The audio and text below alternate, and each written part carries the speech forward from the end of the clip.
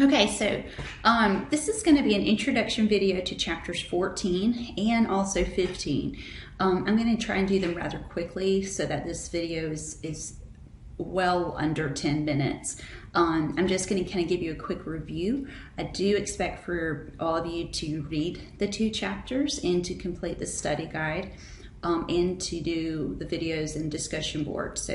But let's go ahead and get started. So chapter 14, Art of the Ancient World. So I am not going through the whole thing because I don't have the time in a recording to do that. So I've selected some key points. And the one I want to concentrate on is Mesopotamia.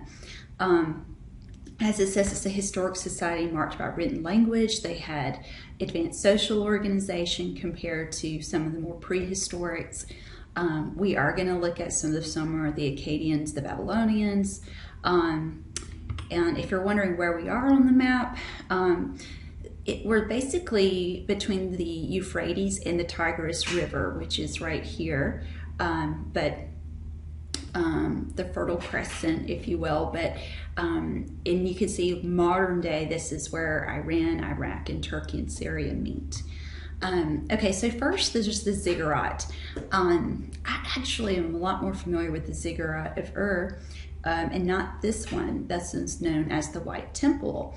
But it's believed that a lot of Hebrews think that this is the Tower of Babel, which would be a symbol of mortal pride. Because if you're familiar with the Tower of Babel, that particular society was trying to erect a building that was so tall it could reach the heavens, and that they were able to do that out of their own strength and not on their God.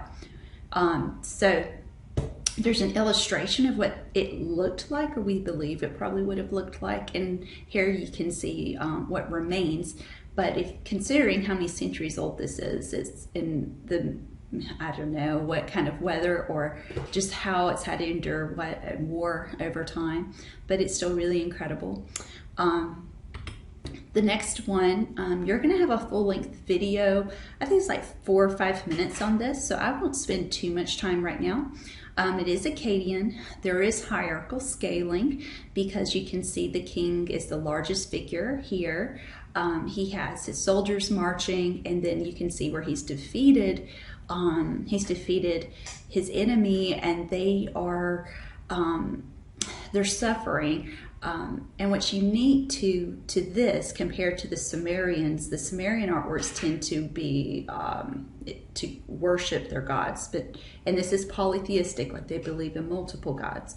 In this case, it's more of, they do have the deities represented at the top and that they're overseeing everything down below, but it's more of a victory, so it's a more violent image than before. So in Egypt, there's 3 key periods. There's the Old Kingdom, the Middle Kingdom, and the New Kingdom.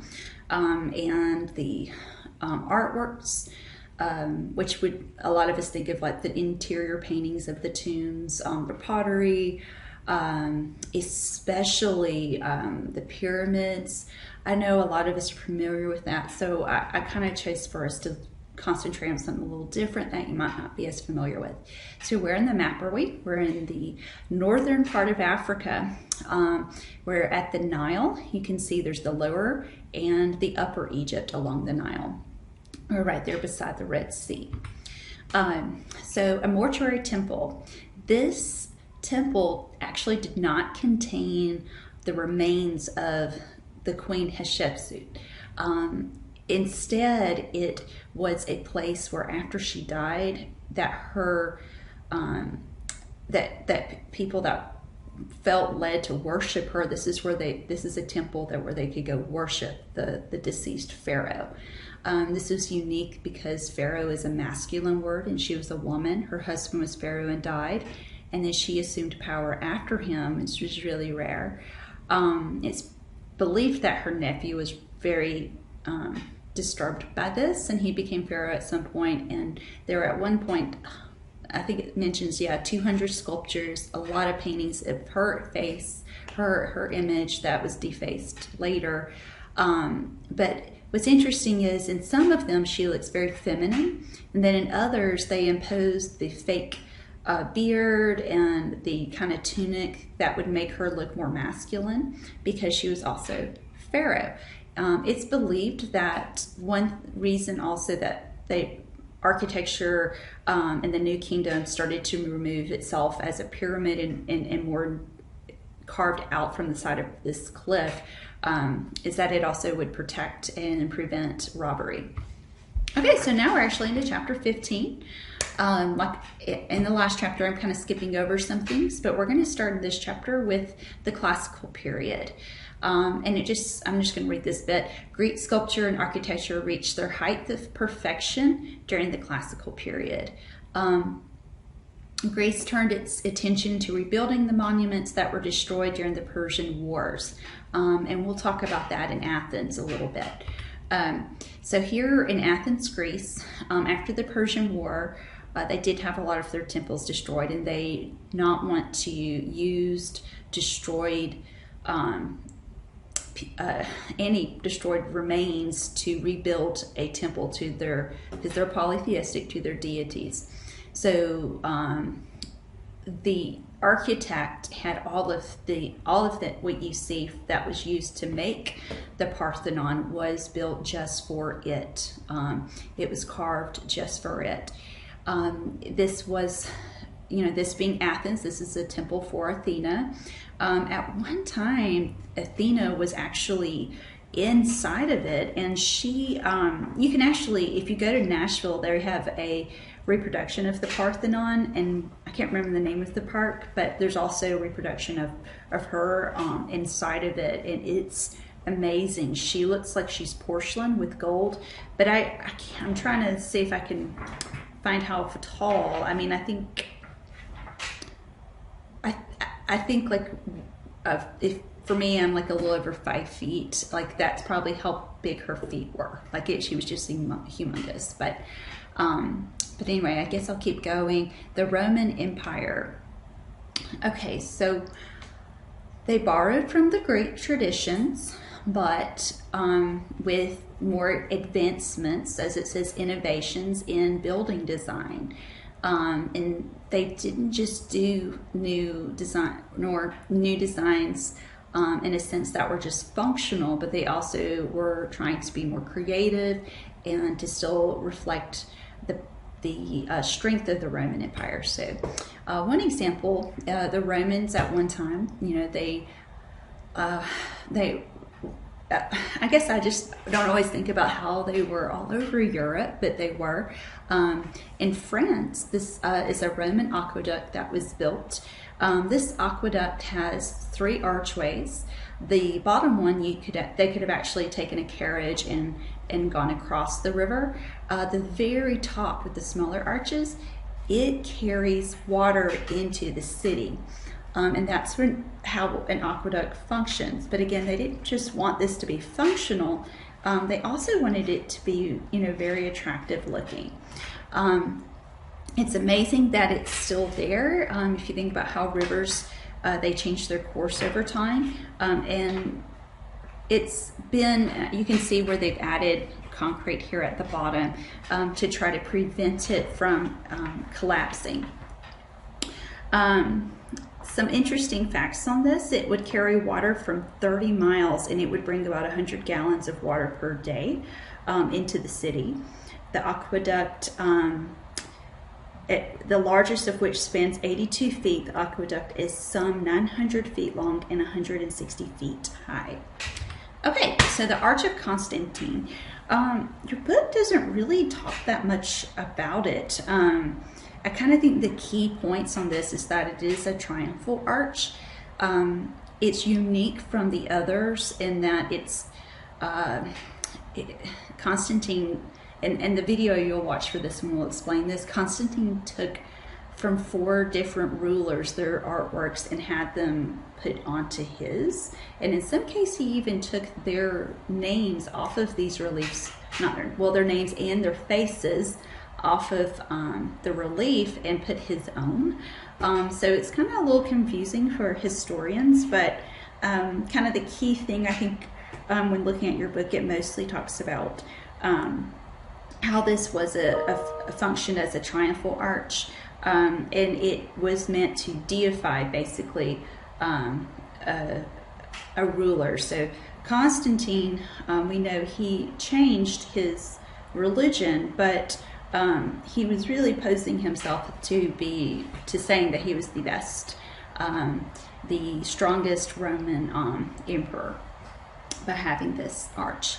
Now, the Pantheon in Rome, it's actually what's on the front. If I'm not sure if I'm reading it correctly, but I believe it says it's to all of the gods. It might say to all the Roman gods, but it's not to one individual, and it really doesn't function as a religious site. It's more, I mean, of course, it's more like a museum. You walk in, you tour, or historical site, maybe is the better way to say that. But it was a point where you could see where Romans were so interested in philosophy and science, and that starts to kind of come through in this, in creating this. It's 144 feet in diameter.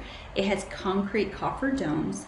The circle you see at the very top on the interior is actually open to the sky, so rain could come in. That's called an oculus. It let fresh air in. It also let whoever's on the interior know what time it was during the day. The marble floor is sloped at an angle, so if it does rain, the water would all trail out in one direction, so it wouldn't stay and pool inside on the interior. Okay, so I'm just going to go over a couple more. I need to probably say these rather quickly. A stupa is a burial mound for Buddha's remains. I think there's 7 or 8 that are supposed to have some of the remains of the first Buddha, but it's made to look kind of like a mandala, which is is also in Hinduism, but it's a map of the cosmos. You've got the circle in the middle, which is supposed to kind of be this in-between place between heaven and earth, and there's 4 gates. We're able to see one in this view that represents the 4 corners of the earth. And then a Buddhist would take a pilgrimage to this site, and they would actually walk around it, meditating and praying. The stories tell of how the first Buddha came to be. He was originally a prince, a very wealthy prince, and his suffering that he self-enforced and just going through his enlightenment. But instead of actually having him there, there's pictures or carvings of his feet to show his presence in the story.